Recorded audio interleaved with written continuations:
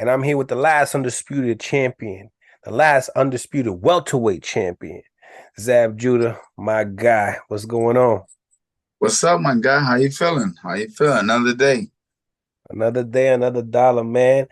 Um, man, last night, Jaron Boots Ennis Hmm. looked pretty good. What you think about the fight? I thought he did an amazing job. I thought he did an amazing job. I thought he had some tough adversary in front of him. He was a very tough opponent, very game guy. You know what I'm saying? A lot of people that's never fought before, they won't understand what I mean by that. But that, Villa was very, that's his name, right? Villa, right? Yep, Clamon Villa. Yep. Villa was very gamed and very to the point where he was like, I'm not losing. I'm here to win. I don't care what nobody say, what nobody do. I'm going to win tonight. And if you see, he had that attitude all night until the 10th round when he got knocked out. You know what I'm saying? You got to give him his credit, y'all. He came with the smoke all the way 100%.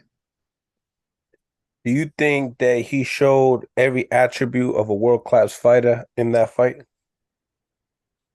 Um, yeah, I think he showed everything. He showed a good jab, a good ring fundamentals. He showed he showed a good pause at what he do. He did everything good. He did good hand speed. You know what I'm saying? At times he showed in boxing you're gonna get hit. You're gonna get hit, but it's about what you do and how you deal with it and how you come back. So last night was a fight that we seen boost Ennis into some trouble, and now, like I said, this fight right here is the fight that I think pushed him over to the next level, to the threshold. He pushed it over. He got himself over to the next level. He did it. Tell me, um, you're a world-class fighter, declared already. Fighters like that, tough, that can crack. What what's the biggest what's the biggest adversity thing that you deal with when it comes to going 12 rounds with a guy like that? Anything you deal with an opportunity, I mean, and the possibility of being knocked out. You know what I'm saying? You could be knocked out, you could be stopped. You know, uh, you know, Boots showed that he was a dog. I mean, one thing we can't say is he ain't got no chin. His chin was tested. You know what I'm saying? All of the tests that we were looking for, the durability, the mental. You know what I'm saying? Because that's a big part too. When these young guys get to that height and this level and they mentally get challenged, they get broken. You know what I'm saying? We seen that Boost was able to deal with adversity. He overcame it and he won. Come on. You gotta take a hat off to him. Gotta take a hat off to him. Um, his father said that he didn't want to have Boots step on the front foot early in the fight. You're a fighter that was trained with your dad. What goes into that as far as, because Boots did say he could have listened a little bit better. But when you're in there as a fighter like that and you're having a good time and you enjoying yourself, um, what goes into that? What goes into that, and what do you see in Boots when you hear those things? Um, a lot, man. I remember me and my dad used to go through that and he used to be like, come out there, you just jab, fill him out, stay cautious. And I used to come right out, double jab, bang the left hand. Boom! I mean, I got 15 first round knockouts. So I didn't gain this by just being, what I'm saying, scared. I stepped in there and made some shit happen. That was just me. That was just in me. No matter what they said to me, I was gonna do that anyway. Mm, mm. And 15 times it showed that, I was successful. Do you believe they should have stopped this fight earlier? No, no, I think the fact that it didn't get stopped early, so people can say that they stopped it early. The fact that the fight rolled on and went to what I'm saying, to the final round, and then he was stopped. I think that was great. We got to see what Boots Ennis was made of last night. Last night he left a lot of tape for guys to go study from. He left a lot of content for people to go and look and see who he is. He left it. And as a fighter, that's the best, and the only thing that we can do to clarify ourselves with the people. Right. He showed a lot of showsmanship in the fight. Yeah. there was times that Ramon Villa is obviously a hard puncher, pressure fighter. Hard puncher, pressure fighter, man.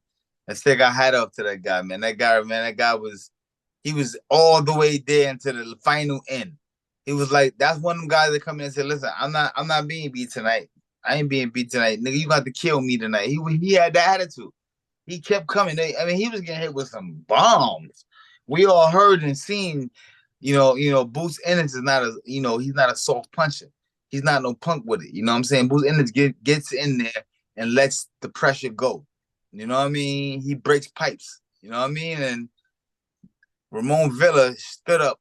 Ooh, 10 gruesome, hard, tough, round after round, minute after minute, second after second. He was there. So, like I said, I mean, put that guy in there with some of the other guys and let's see what happens. I agree. I think he's still game.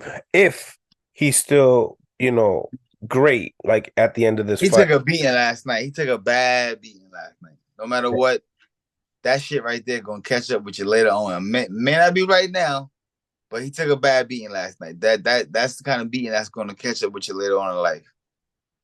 The terminology of playing with your food. Where there's certain moments of, because when you're in there, you like to enjoy yourself in there. You don't want to be a showsmanship.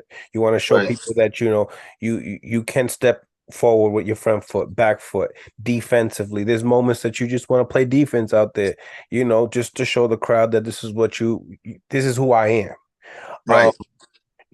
Speaking upon that, do you believe that because he can do those type of things and the punching power that he does have, how how do you rate as far as Boots Ennis when it comes down to being a dangerous fighter? I think he's a very dangerous fighter. I think anybody that goes in there thinking he's not a dangerous fighter, they're gonna have their hands full and maybe their ass handed to them. He's 26 years old with 31 fights. High KO ratio around 90, 97, 98%. How does he match up with the likes of these the big guys, Spence and Crawford? I like him. I like it.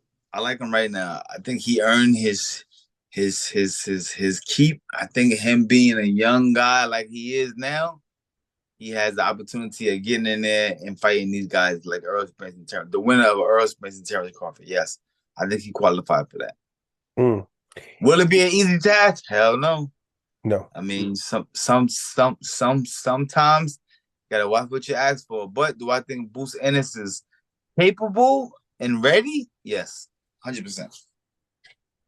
Um, But that's the cream de la creme. correct. Terrence Crawford and Earl Spence.